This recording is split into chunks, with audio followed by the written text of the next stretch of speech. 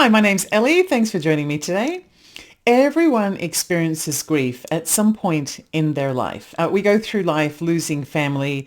It might be fathers, sisters, and spouses, and sometimes children as well. Often we lose multiple pets in our lifetime, and we will also lose close friends. And grief has its obvious characteristics. A lot of people cry. That is a very therapeutic type of response. Many people also go into shock. And I know even when I lost my beautiful border collie, Doogie, I think that I may have gone into shock during that time as well, because it was a very sudden death. He was perfectly fine. He jumped in the back of the car. We went to go for a drive somewhere where I was going to walk him, and within an hour he had died from heart failure. It hit me hard, and I was doing things like forgetting to stop at traffic lights and forgetting to turn at corners and just forgetting pretty much everything. And I think that was shock. So I totally understand that aspect. People also will have this sense of confusion. You know, what do I do now? I've lost this person who was a mainstay in my life, and now I don't know what to do next, or I don't know how to make decisions.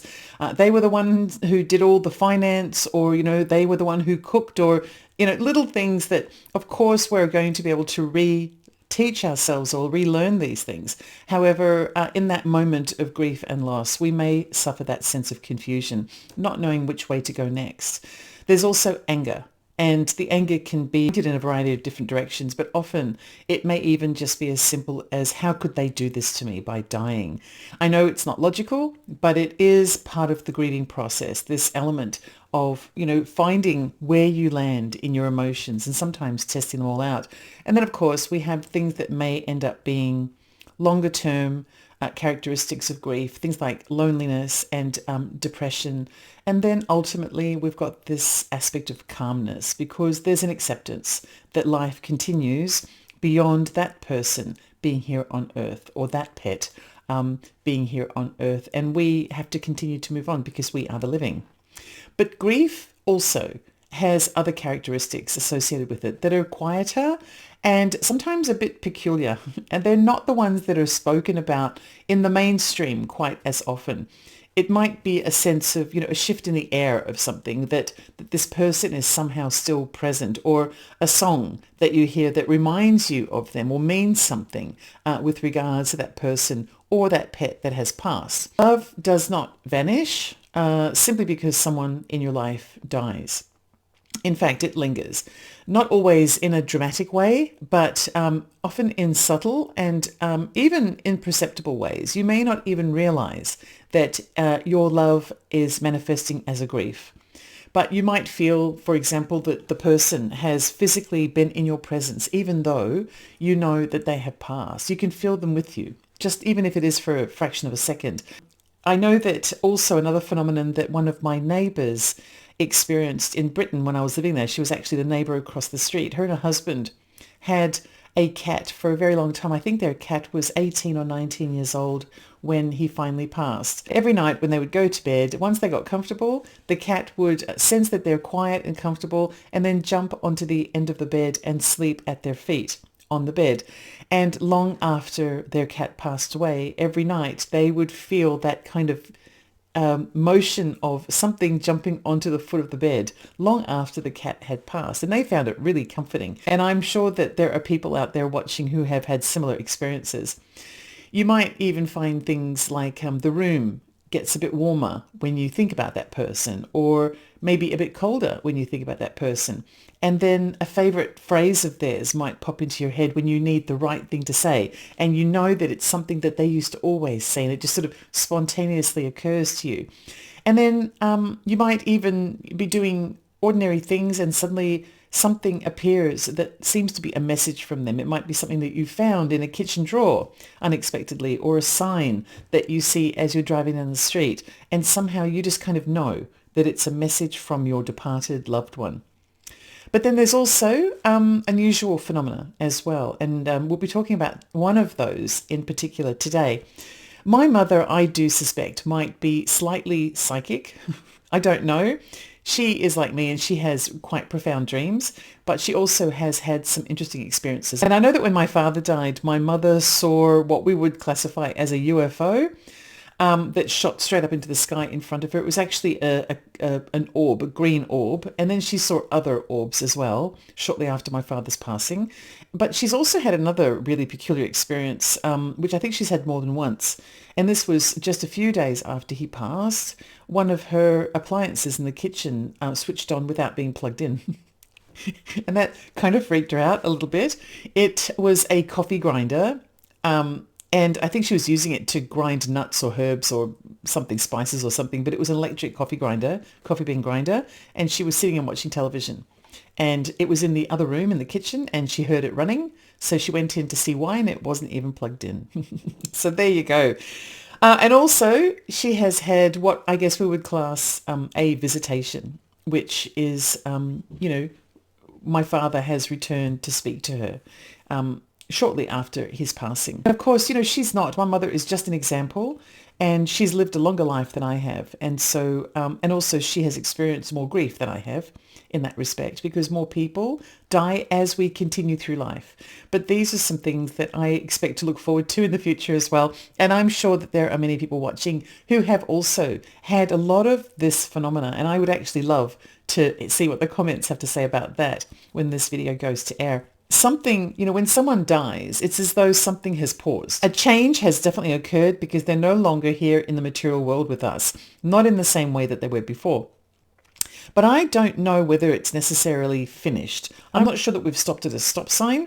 I think we've paused at a give way sign. And there's more beyond that. I'm pretty certain, to be honest. And one of the most frequently experienced ways that we know this is because of our dreams.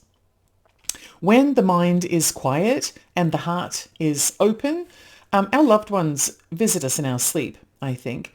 And they're not the only ones that visit us. I think we get other visitations too, but today we're going to be talking about those that we love. I don't think that they are visiting as ghosts or apparitions or anything like that. I think it's something deeper, something that feels real. And it's hard to explain. And I think that it's different to dreaming about someone in your dreams that isn't a departed loved one. So I'm a dreamer. There's kind of a clue in the title of this channel, which is Ellie Dreams Down Under. I dream a lot, and I dream a broad variety of different things a lot. I do. I'm actually quite a nuisance out in bed because I'm always dreaming. I have all kinds of dreams about all kinds of things. But when it comes to my dreams about loved ones who've passed away, I actually don't recall ever really dreaming of a person that way. My father passed away and I never dreamt of him. I've had grandparents pass away. I've never dreamt of them either. But I have dreamt of my pets that have passed in all kinds of ways. And that's something that I wonder about that. The pets that I've had that have passed in my lifetime, they come in and they check in on me in dreams sometimes. They might come in for a cuddle during a dream, or they might come to console me if I'm struggling with something or have gone to bed upset. They might come to give me advice. They might appear in stories as characters, stories in my dream that are about something else. And they may even just sit and watch me as I sleep. I actually have 2 dogs whose remains and favorite toys and collars are in my closet in my bedroom, and I still say goodnight to them when I go to bed every night. I do. And my current dog, Lolo, looks at me like I'm crazy because I tell my departed dogs that I love them, and then I tell her that I love her before I go to bed. And she's like, well, who is this stranger in the closet? But it's true, I do. And I'm not even ashamed to say it because people know that we love our pets, and that's just the way it is. So the person I think who probably in my lifetime has had the most amazing dreams when it comes to someone who has passed is my mother. And she has dreamt about my father many times. And the dreams were always themed around easy to understand things. When my father first died, he came to her in a dream, except she might have actually been awake. She's pretty certain that she was awake, but I'm going to make an assumption that she probably was asleep because she was in bed at the time. She says that she woke up and she saw him standing in the doorway. And so she sat up in bed and she said, you're here. And then they spoke and he approached her and he hugged her. And she said she could feel him hugging her. She could feel his body wrapped around hers. And he spoke to her about things that she needed to say. and that she needed to hear from him. And then he said he had to go. It was a brief visit, but he said, I have to go, and then he left. And since then, she has repeatedly dreamed in a variety of different settings. So the story may change, but the general principle of the dream has always remained the same. And this has gone on for more than a decade. She has always dreamed that he is refusing to take her with him. No matter what he's doing, he says that she can't come with him. And it's different in every dream, but he just won't let her. And we know what that's about. Because I think it's quite obvious. In his dreams, he's telling her that it's not her time yet and that she can't go to where he is because she's not ready. Now, I expect one day she may have a dream where he finally invites her to whatever it is that he's doing in that dream. But I think that in a way, the dreams that my mum has about my dad are really grounding for her. It sounds really woo-woo, but actually I feel that, and I think she senses the sense of grounding from these dreams as well. My mum is well into her 80s, but she seems to know from these dreams that she's got plenty of life and vitality left because my dad keeps telling her that she does. And so the messages that mum gets in her dreams allow her to make choices in life that are right for her based on the fact that she doesn't appear to be going anywhere, at least not with my dad anytime soon. So we're talking about visitation dreams today. And that's when someone you once knew has died and returns to you in your dreams. Visitation dreams don't seem to come from the mind in the same way that other types of dreams do. So for example, let's just say that you're experiencing a dilemma and you go to bed a bit stressed out and you're undecided about what you need to do or something like that. You might dream about that situation either directly or in a symbolic kind of way. That's typical when it comes to dreams, and they're emotional because they are drawing from the dilemmas that we're still trying to work out in our mind. And so we know that it does come from the mind, this need to sort out and unravel all of the feelings and all of the choices that have been swimming around all day in our head. But visitation dreams feel like something entirely different. They don't come from the mind. They seem to come from somewhere deeper. And when someone we love has died, these kinds of dreams can feel like they have made a real visit to us. And they can be quite profound. And when you've had a visitation dream, you may wake up with these feelings that you can't seem to shake because it feels as though you've actually been in an experience of something that's real, just as real as me, making this cup of coffee or sitting in this chair or talking to you. Like you've just spent time with this person who is still alive in some way, except you can't have done that because they're not alive, they've passed. And it can be really difficult to reconcile this for some people. You might, for example, dream that your departed wife is sitting right next to you. Perhaps she's saying nothing. And then when you wake up, you feel as though she was really there. Or maybe your dad appears in a dream looking younger and healthier and really vibrant. And he says something to you that you've been needing to hear that gives you a sense of peace. That was how my mother experienced it when my dad came to her. He was younger and healthier and really vibrant. And he was saying exactly the things that she needed to hear. And she was having exactly the moment that she needed to have with him there, which is really quite something. And then sometimes your loved one just appears. Nothing is said, but their appearance is just enough, all by itself. Visitation dreams often come when we're least expecting them, which I think is also really quite relevant and has a significance of its own. So they don't tend to come when we have a dilemma to solve. They don't come when we're stressed out. And they feel as though they're more real than other kinds of dreams. People experience visitation dreams across all kinds of cultures, well, pretty much every culture, every religion and every belief system. But why do they happen? I thought it might be interesting to compare the views of this from different perspectives. And I can't remember. I think I've got 5 or 6 different perspectives that I'm going to talk about. Let me see. 1, 2, 3. I've got 6 perspectives. And they are scientific, psychological, spiritual, religious, the paranormal, and ancestral or tribal. And so let's go through these one by one and see how they compare against each other when it comes to their perspective of the visitation style of dream. So the scientific perspective. So from a neuroscience angle, dreams are the brain's ways of processing emotion and memory. During sleep, especially during REM sleep, the logical part of the brain quietens down while the emotional centers like the amygdala become more active. And the amygdala is where our emotional response is said to derive. So this is our instinctive kind of happy, sad, angry kind of thing. This can lead to very vivid, emotionally charged dreams, especially when we're grieving or feeling deeply connected to someone that we've lost. The scientific researchers suggest that dopamine and serotonin may also play a role in dream vividness. So elevated dopamine levels during sleep can enhance dream vividness and emotional salience as well, making the dream feel more meaningful or memorable.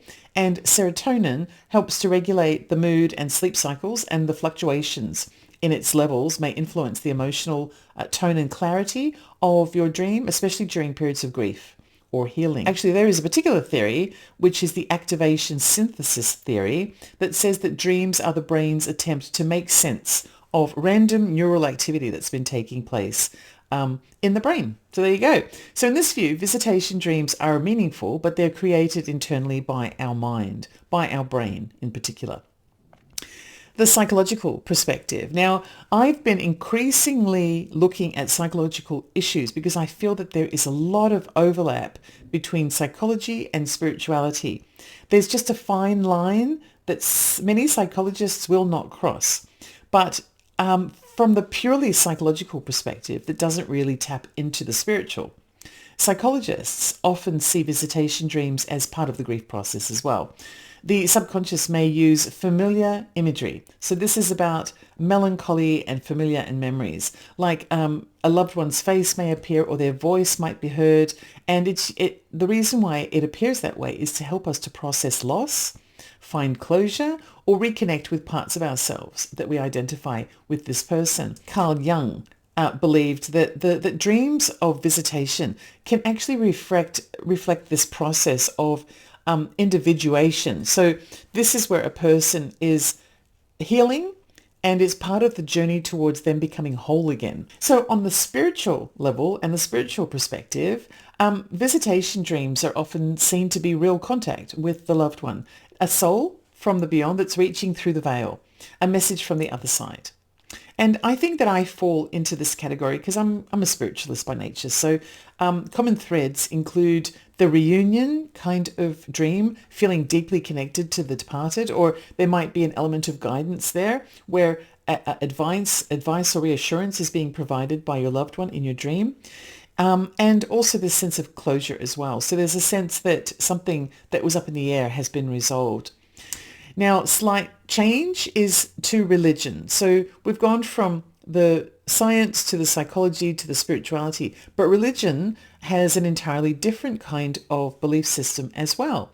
So in Christianity, dreams have long been viewed as a channeling aspect for divine messages. And biblical stories include prophets and angels and even the departed loved ones appearing in dreams to offer guidance and warnings about things to come. So in other traditions apart from Christianity, Hinduism, the Hindu belief is that dreams may be messages from the higher self or from deities. In Islam, dreams are sometimes seen to be spiritual visions. And in Judaism, dreams can be symbolic or prophetic depending on the context. So while interpretations vary a little bit between religions, religions tend to treat dreams with reverence, as though when you have a dream about a departed loved one, then there's important significance there with that.